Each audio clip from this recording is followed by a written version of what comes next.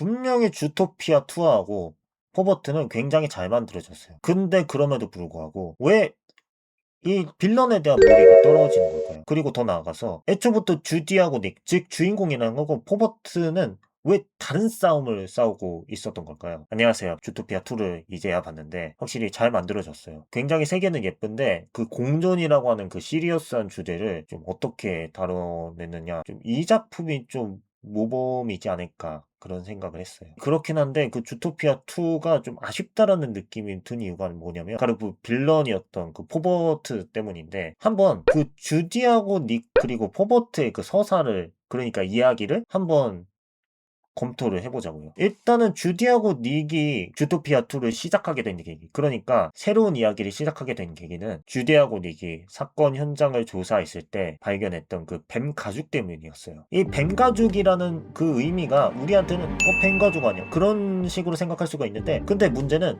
뱀은 주토피아 세계관 안에서는 굉장히 위험한 존재였다는 겁니다. 그래가지고 같이 안 살아요. 심지어는 그 뱀이 링슬리 가문에서 만들었던 그 기후장벽에 대한 그 개발 일지를 노린다라는 그런 이야기를 들어요. 그래가지고 그거를 추적을 하는데, 그렇게 추적을 하면서 점점 더 뱀에 대한 시선이 바뀌기 시작을 하죠. 그 기후장벽 개발 일지를 만든 사람은 사실은 뱀이었고, 더 정확하게는 작품에 게리라고 하는 뱀이 나와요. 그 게리의 조상이었던 그 뱀이, 그 여자 뱀이 그 개발을 했는데, 문제는 그거를 링슬리 가문이 자기가 그런 것들을 개발했다라고 속이고 그 뱀을 죽이고, 한편으로는 그 뱀 자체에 대해서 이 뱀들은 나쁘기 때문에 더 이상 공존해서는 안 된다, 뭐 그런 식으로 얘기를 하고서 그 공들을 다 뺏어간 겁니다. 그런 사실들을 알게 되니까 결국에는 주디하고 닉의 그 동기가 바뀔 수밖에 없는 거죠. 아, 이제는 좀 뱀들하고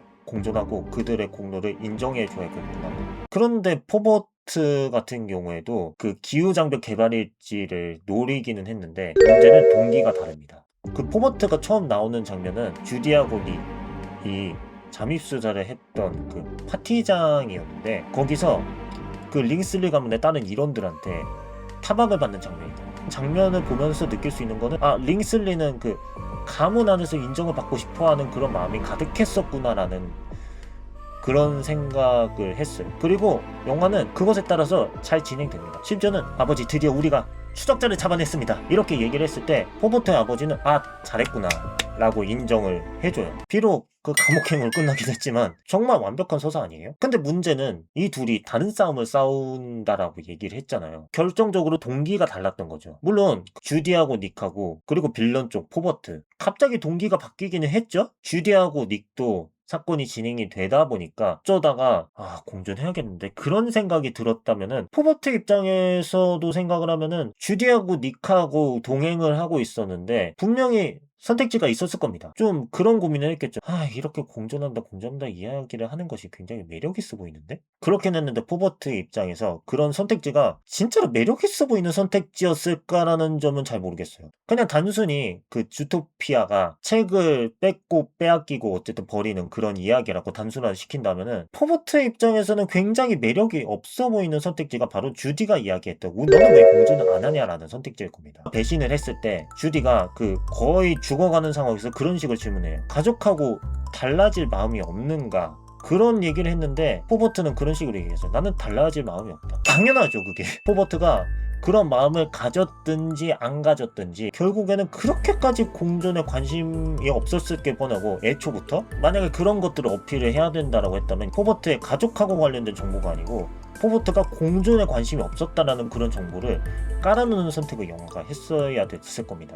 물론 물건을 쫓는 그 과정 자체가 재미없다 뭐 그런 거는 아니에요. 애초부터 그 조조의 기묘한 몸 2부 그 전투조류 조셉 조스타가 나오는 그 작품 같은 경우에도 어떤 물건을 찾는다라는 게 서사의 핵심적인 소재였으니까요. 그리고 넷플릭스에서 곧 나오는 스티브 올런 조조의 기묘한 몸 7부 엄청 기대 중입니다. 어쨌든 그런 것들만 놓고 보면 물건을 찾는 것 자체는 서사에 그렇게까지 큰 문제가 아닐지도 몰라요. 그리고 그 과정을 보여주는 것 방식이 여전히 독특하기도 합니다. 도시를 보여주고 습지를 보여주고 산을 보여주고, 어쨌든 그런 일련적인 장면들이 흡사 그 놀이동산을 왔다 갔다 하는 것처럼 굉장히 화사하게 잘 짜여지긴 했어요. 근데 그 여정들을 좀 다시 한번 생각을 해봅시다. 그 주디하고 닉의 서사가 그 공존의 서사라고 했는데 사실은 사건이 있기 이전에 주디하고 닉은 공존의 서사로 흘러가겠구나라고 하는 그 떡밥을 뿌리긴 했습니다. 바로 주디하고 닉의 갈등을 통해서요. 사건이 시작되기 전에 굉장히 문제아로 그 경찰에서 찍혔단 말이에요. 근데 그런 것들 보고서 주디하고 닉이 우리는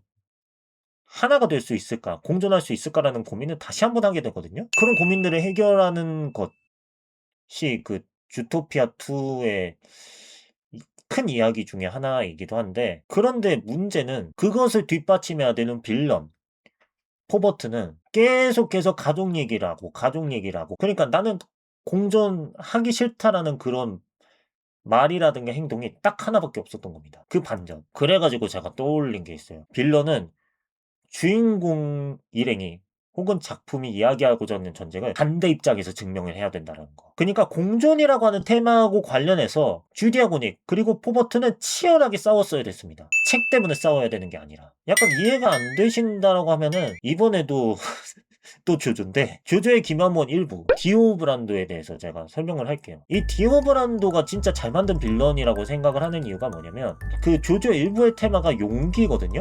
그 조나단 조스타를 통해서 어떤 그 위험에도 불구하고 그것을 돌파해내는 용기. 그래가지고 조나단은 계속해서 성장을 합니다. 힘을 기르고 파문을 배우고 마침내 흡혈귀들을 물리치고. 한편 그 디오도 반대 방향에서 서설합니다. 나는 그 용기를 어떻게든 부셔버리겠다라는 일념하에서. 그래가지고 조나단한테 대들었지만 잠깐 참기도 하고 흡혈귀가 되기도 하고, 심지어는 그냥 목만 남아가지고 마침내 조나단을 죽이는 데 성공하잖아. 그런 집념이 포버트한테 있었는가라고 생각했을 때는 그거는 잘 모르겠단 말이죠. 물론 책에 대한 집념은 있었지만 나는 공존하기 싫다라는 집념이 있었는지는 잘 모르겠습니다. 나는 가족을 위하고 싶다, 이런 서사에 묻혀가지고 그게 잘 안 드러나요. 아까도 얘기했지만 주디하고 닉이 공존을 얘기했으면 포버트 입장에서는 그것을 어떻게든 저지하기 위해서 진짜 죽기로 싸워야 되는 게 맞죠. 그래야지 그 영화가 임팩트가 더욱더 살아나는 거니까. 그런데 그런 싸움을 싸우지 않았다는 겁니다. 단순히 어떤 같은 물건을 가지고 싸웠다고 해가지고 이 둘이